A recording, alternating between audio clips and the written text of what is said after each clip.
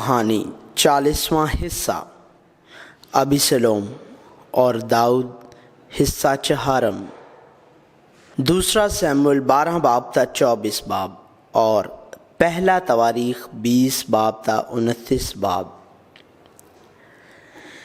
Bible میں ابھی بھی داؤد کے بہت سارے ریکارڈ موجود ہیں، تاہم ماضی میں اگر داؤد اس دنیا میں زیادہ سے زیادہ طاقتور تھا، اب سے یہ داؤد وہی ہے جو اس دنیا کی چیزوں کی زیادہ سے زیادہ تردید کرتا ہے۔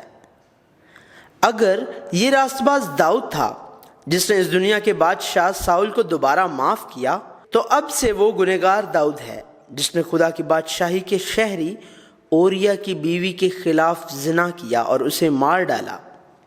اگر وہ داؤد تھا جو خدا کی قدرت کے بغیر نہیں رہ سکتا تھا، تو اب یہ داؤد ہے جو خدا کے فضل کے بغیر نہیں جی سکتا۔ وہ شخص تو ہے۔ خدا نے ناتن نبی کو داؤد کے پاس بھیجا اور تمثیلوں کے ذریعے بات کی۔ پہلے تو داؤد کو معلوم نہیں تھا کہ تمثیل میں یہ بدکار شخص کون ہے، اور کہا، خداوند کی حیات کی قسم کہ وہ شخص جس نے یہ کام کیا واجب القتل ہے۔ تب ناتن نے کہا، وہ شخص تو ہی ہے۔ خدا نے کہا، میں نے تجھے مسح کر کے اسرائیل کا بادشاہ بنایا اور میں نے تجھے ساؤل کے ہاتھ سے چھڑایا۔ میں نے تیرے آقا کا سب کچھ تجھ کو دیا، اور اگر یہ سب کچھ تھوڑا تھا تو میں تجھ کو اور چیزیں بھی دیتا۔ سو تو نے کیوں خداوند کی بات کی تحقیر کر کے اس کے حضور بدی کی؟ اب سے تم اپنے کیے ہوئے کام کا بدلہ دو گے۔ تو نے تو چھپ کر کیا، پر میں سارے اسرائیل کے روبرو دن دہاڑے یہ کروں گا۔ ناتن نبی کے الفاظ سے داؤد نے اعتراف کیا، میں نے خداوند کا گناہ کیا۔ ناتن نے داؤد سے کہا کہ خداوند نے بھی تیرا گناہ بخشا۔ توبہ کے ذریعے خدا کے ساتھ اس کا رشتہ بحال ہو جائے گا، لیکن اس گناہ کی قیمت یقیناً ادا ہوگی۔ بتسبا سے پیدا ہوا بچہ خدا کے حملے سے دوچار ہوا، لیکن خدا اسے فوراً ہلاک نہیں کرتا ہے، اور داؤد روزہ رکھتا ہے اور 7 دن تک اپنے گھٹنوں کے بل جھکتا ہے۔ یہ روح کو اچھی طرح سے نچوڑتا ہے، اور بالآخر بچہ مر گیا جیسے خدا نے کہا تھا۔ اور داؤد نے بتسبا کو تسلی دی، اس کے ساتھ سویا، اور بیٹا پیدا ہوا جو سلیمان تھا۔ خدا اس سے محبت کرتا تھا اور اس کو یدیا کا نام دیتا ہے۔ ہمیں یہ سمجھنے کی ضرورت ہے، ایسا نہیں ہے کہ خدا خود سلیمان سے محبت کرتا تھا، خدا سلیمان کے وجود سے محبت کرتا تھا۔ دوسرے الفاظ میں، اگرچہ داؤد خود ہی گنہگار تھا، خدا نے داؤد ایک نیک آدمی کے ذریعے پیدا ہونے والے بچے کو ہلاک کر دیا، اور داؤد ایک گنہگار جس نے محسوس کیا کہ وہ گنہگار ہے اور خدا کے فضل کے بغیر نہیں جی سکتا ہے، کے ذریعے پیدا ہونے والے بچے سے محبت کی، جیسا ہم نے نوح کی لعنت کے دوران دیکھا، جیسا ہم نے ابراہیم کی سوختنی قربانی پیش کرنے کے واقعے کے دوران دیکھا۔ بچہ باپ ہے، لہذا سلیمان گنہگار داؤد ہے۔ میں تم اور تمہارے گھرانے کے لیے تباہی کا سبب بن رہا ہوں۔ یہ اس دن داؤد کی زندگی کی کہانی ہے جو خدا کے حضور گنہگار بن گیا۔ اگرچہ ہر چیز بادشاہ کی حیثیت سے خوشحال معلوم ہوتی تھی، اس داؤد کی نہیں جو تکلیف کے دوران بھی خدا کے حضور ایک راست باز آدمی تھا۔ وہ پہلے بھی ایسا ہی تھا، لیکن اب سے تو وہ واقعی خدا کے فضل کے بغیر ایک دن نہیں جی سکتا۔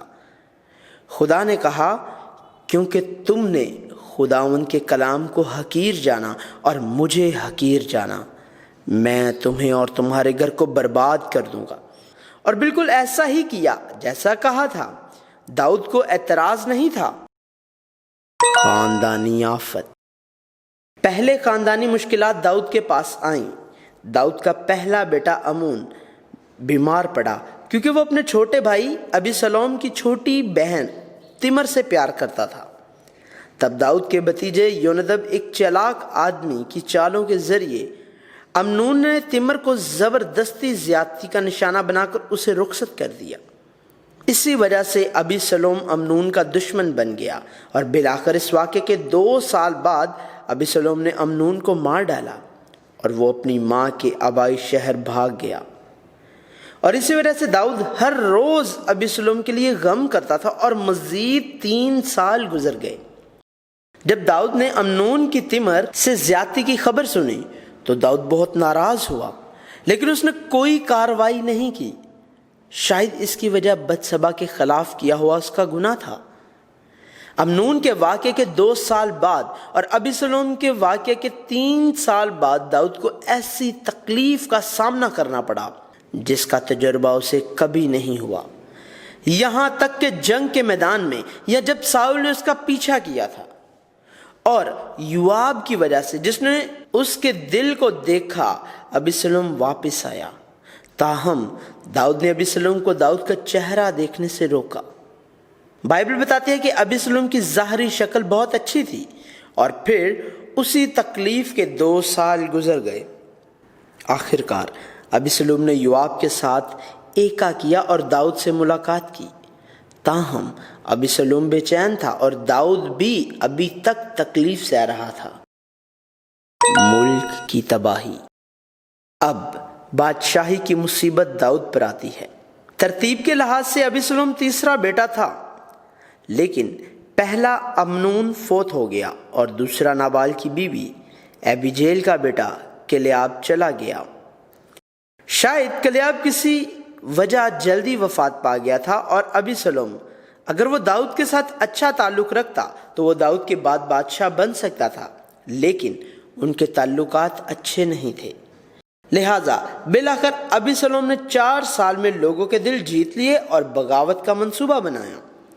امنون کی ابیسلوم کی بہن تمر سے کی گئی زبردستی زیادتی کو 11 سال ہو گئے ہیں۔ اس بغاوت کی کلیدی شخصیت اخیتوفیل تھا، جو بتسبا کا دادا تھا اور وہ داؤد کا مشیر تھا۔ چیزیں اس طرح غلط ہوئیں۔ ابیسلوم اپنے باغیوں کی بدولت ہبرون میں بادشاہ ہو گیا، جہاں داؤد یہودا کا بادشاہ ہوا تھا، اور اگرچہ داؤد جنگجوؤں کی طاقت اور فوجی طاقت میں زیادہ برتر تھا، اس نے ان تمام حالات کو آفات اور خدا کی طرف سے سزا کے طور پر قبول کیا اور ایک بار پھر مفرور کی راہ پر گامزن ہوا۔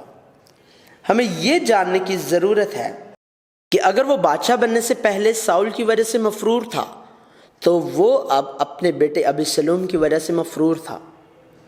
اس سب کا ذمہ دار صرف خدا ہے، نہ صرف داؤد بلکہ اس کے خادم اور تمام لوگ بھی جو داؤد کی پیروی کرتے تھے اس کے ساتھ مفرور کے راستے پر تھے۔ داؤد اور لوگوں نے اپنے سر ڈھانپے اور روتے ہوئے ننگے پاؤں کے ساتھ گئے۔ داؤد کے مردوں میں سے جو مفرور کی راہ پر گامزن ہونا چاہتے تھے، داؤد نے صدوق، ابیاتر اور ان کے بیٹوں اخیماز اور یونتن کو شاہی محل میں واپس بھیجا، اور داؤد کا دوست ہوسی ان کے ساتھ تھا۔ داؤد کی بحالی اسی ہوسی کے ذریعے ہوئی۔ خدا نے اسے داؤد پر لعنت بھیجنے کو کہا۔ داؤد نے اپنی طاقت سے دوبارہ قابو پانے کی کوشش کرنے کے بجائے تباہی کو خدا کی سزا کے طور پر قبول کیا، اور وہ بحالی کو خدا پر چھوڑ دیتا ہے۔ اگرچہ داؤد کو دھوکہ دیا گیا تھا، اس نے غصے کے بغیر قبول کیا جب یونتن کے بیٹے لنگڑے مفیبوست کا خادم زیبا آیا اور کہا، آج اسرائیل کا گھرانہ میرے باپ کی مملکت مجھے پھیر دے گا۔ اس کے علاوہ جب بنیامین کے قبیلہ کے ساؤل کے ایک رشتہ دار سمائی نے بھی داؤد اور داؤد کے سب خادموں پر پتھر دھول پھینکی اور یہ کہتے ہوئے لعنت بھیجی، دور ہو، دور ہو، اے خونی آدمی، اے خبیث! خداوند نے ساؤل کے گھرانے کے سب خون کو جس کے عوض تو بادشاہ ہوا تیرے ہی اوپر لوٹایا، اور خداوند نے سلطنت تیرے بیٹے ابیسلوم کے ہاتھ میں دے دی، اور دیکھ تو اپنی شرارت میں خود آپ پھنس گیا ہے، اس لیے کہ تو خونی آدمی ہے۔ اور جب جنگجو ابیشے نے کہا، میں سمئی کو مار دوں گا، داؤد نے غصے کے بغیر اسے قبول کیا اور یہ کہتے ہوئے سب کچھ خدا کے رحم کے سپرد کیا۔ وہ جو لعنت کر رہا ہے، اور خداوند نے اس سے کہا ہے کہ داؤد پر لعنت کر، اسے چھوڑ دو اور لعنت کرنے دو، کیونکہ خداوند نے اسے حکم دیا ہے۔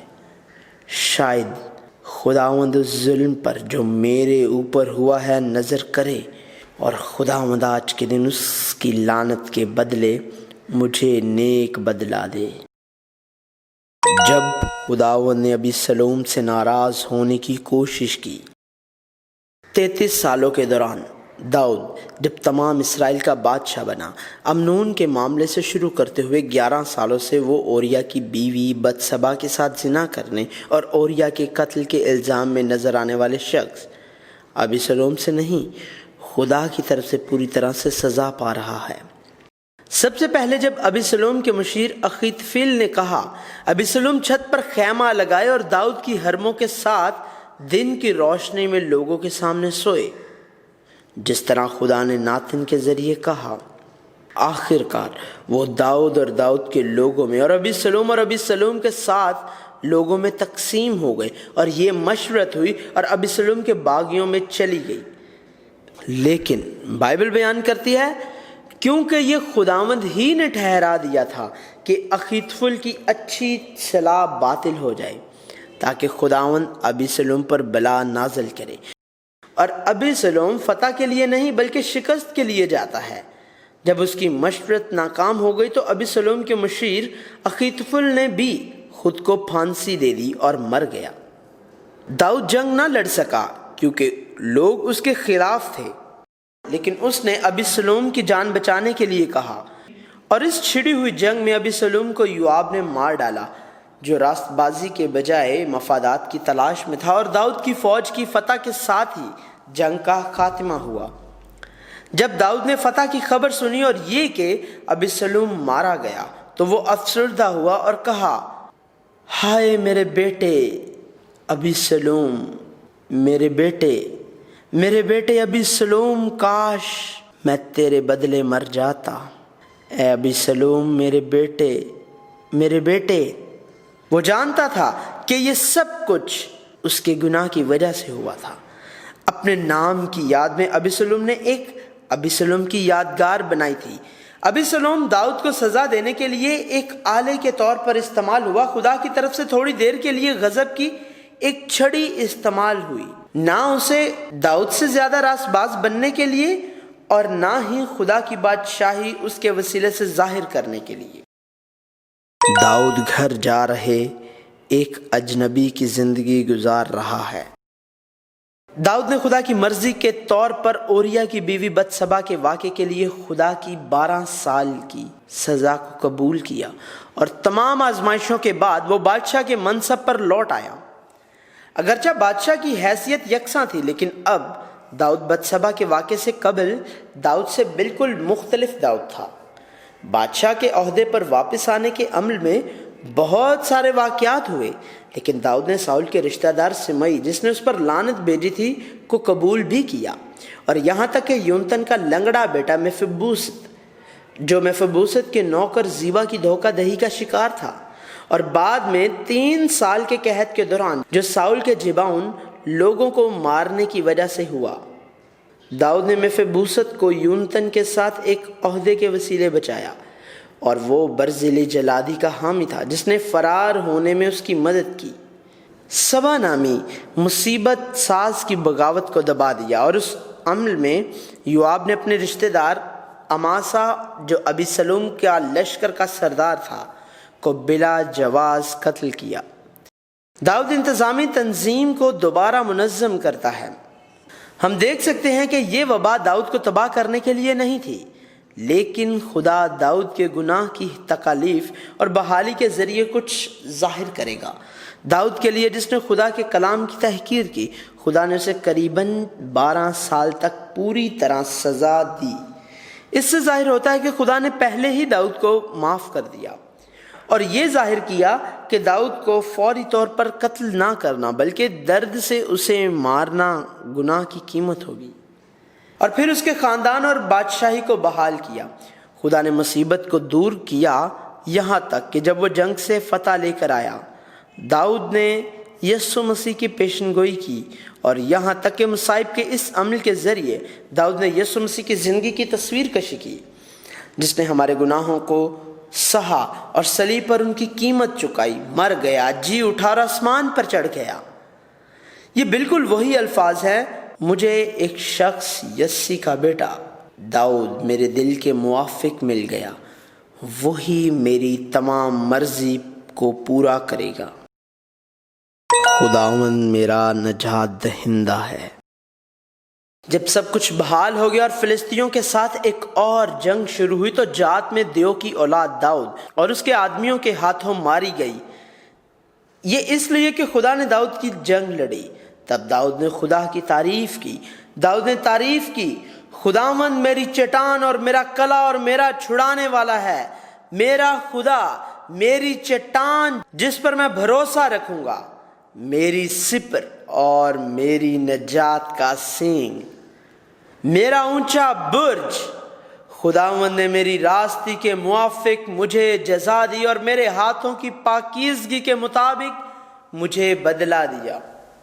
خداوند نے مجھے میری راستی کے موافق بلکہ میری اس پاکیزگی کے مطابق جو اس کی نظر کے سامنے تھی بدلہ دیا۔ خداوند تو میرا چراغ ہے اور خداوند میرے اندھیرے کو اجالا کر دے گا، کیونکہ تیری بدولت میں فوج پر دھاوا کرتا ہوں اور اپنے خدا کی بدولت دیوار پھاند جاتا ہوں۔ میری چٹان مبارک ہو اور میرا نجات دینے والا خدا ممتاز ہو۔ داؤد کو خدا کی طرف سے ملنے والی سزا کے ذریعے وہ خدا کو اور زیادہ جان گیا اور خدا کے قریب تر ہو گیا۔ ایک شخص کی وجہ سے داؤد نے یوآب کو اسرائیل اور یہودا کی آبادی کو گننے کا حکم دیا، اور جب خدا نے اسے بدی سمجھا اور اسرائیل کو مارا تو داؤد کو احساس ہوا کہ یہ ایک بہت بڑا گناہ ہے اور خدا سے توبہ کی۔ تب خدا کے ذریعے بھیجے ہوئے جات نبی نے کہا، تیرے مملکت میں 7 برس قحط رہے، یا تو 3 مہینے تک اپنے دشمنوں سے بھاگتا پھرے اور وہ تجھے رگے دیں، یا تیرے ملک میں 3 دن تک مری ہو۔ اور اس سے کہا وہ تینوں سزاؤں میں سے کسی ایک کا انتخاب کرے۔ آخر کار داؤد نے خدا کے ہاتھ میں پڑنے کا انتخاب کیا، جو بڑا رحم والا ہے، اور داؤد کے جرم کے نتیجے میں 70,000 افراد اس وبا سے مر گئے۔ اس کے بعد خدا اس وبا سے ملول ہوا، وبا سے ہلاک کرنے والے فرشتہ کو اپنا ہاتھ واپس لینے کے لیے کہا۔ داؤد نے بھی توبہ کی اور پھر اسے یبوسی ارونا کے کھیت میں جہاں فرشتہ تھا ایک مذبح بنانے کا بتایا۔ داؤد نے وہاں ایک قربانگاہ بنائی اور سوکھتی قربانی اور سلامتی کی قربانیوں کو قربان کیا، اور کیونکہ خدا نے اس زمین کے لیے دعائیں سنی تو اسرائیل پر وبائیں ختم ہو گئیں۔ ہمیں اس واقعے کو اچھی طرح سمجھنے کی ضرورت ہے۔ پہلے اس واقعے کی وجہ تھی کہ خدا کا غصہ اسرائیل پر بھڑکا، اور نیز شیطان نے اسرائیل کے خلاف اٹھ کر انہیں ابھارا، اور واقعے کا آغاز داؤد کی مردم شماری تھا۔ دوسرے لفظوں میں کیونکہ داؤد نے آبادی کی گنتی کی، 70,000 افراد جو واقعے سے متعلق نہیں تھے مارے گئے، اور چونکہ 7 ایک مکمل نمبر ہے، ایسا ہی ہے جیسا کہ سارے لوگوں کی موت ہو گئی، اسی طرح آدم کے گناہوں کی وجہ سے سب گنہگار بن گئے، اور ارونا کے کھلیان پر دی گئی تمام قربانیوں کی وجہ سے وبا ختم ہو گئی، اور ہر ایک کی طرف سے جسے ضرور مرنا ہے یسوع مسیح آیا۔ اسی وجہ سے سلیمان اس جگہ پر ایک ہیکل بنائے گا، اور یسوع مسیح اس طرح کی ہیکل کا حقیقی مقدس بن کر آئے گا۔ اسی طرح بائبل داؤد کی کہانی سناتی ہے جو یسوع مسیح کو ظاہر کرتا ہے۔ ہیکل کے لیے داؤد کی تیاری۔ داؤد خدا کے لیے ہیکل بنانا چاہتا تھا، لیکن خدا نے کہا یہ داؤد کا کام نہیں بلکہ اس کے بیٹے سلیمان کا کام تھا۔ اگرچہ داؤد ہیکل نہیں بنا سکتا تھا، پھر بھی اس نے ہیکل کی تعمیر کے لیے اپنی ہر ممکن تیاری کی تھی۔ داؤد نے پہلے کہا یہی خداوند خدا کا گھر اور یہی اسرائیل کی سوختنی قربانی کا مذبح ہے۔ داؤد نے بالکل ٹھیک کہا، ہیکل صرف ایک عمارت ہی نہیں تھی بلکہ گناہوں کی کفارہ دینے کے لیے ایک قربانگاہ تھی، اور یسوع مسیح کو گناہ کی قربانی کے طور پر آنا تھا، بشمول 1,00,000 قنطار سونا اور 10,00,000 قنطار چاندی۔ ہیکل کی تعمیر کے لیے پتھر، لوہا اور پیتل، دیودار کے لٹھے، اور یہاں تک کہ کاریگر داؤد کی طرف سے تیار تھے، اور سلیمان سے کہا کہ اس میں مزید اضافہ کرے، اور اس نے کہا کہ کیونکہ خدا ان کے ساتھ ہے انہیں اپنے دل اور جان کو خداوند کی تلاش میں لگانا چاہیے۔ داؤد ہیکل میں خادموں، لاویوں کے کرداروں کو ہیکل کے کام کے ذمہ داروں، سرداروں، منصفوں، دربانوں اور موسیقی کے آلات سے خداوند کی تعریف کرنے والوں کے لیے درجہ بندی کرتا اور اہتمام کرتا ہے۔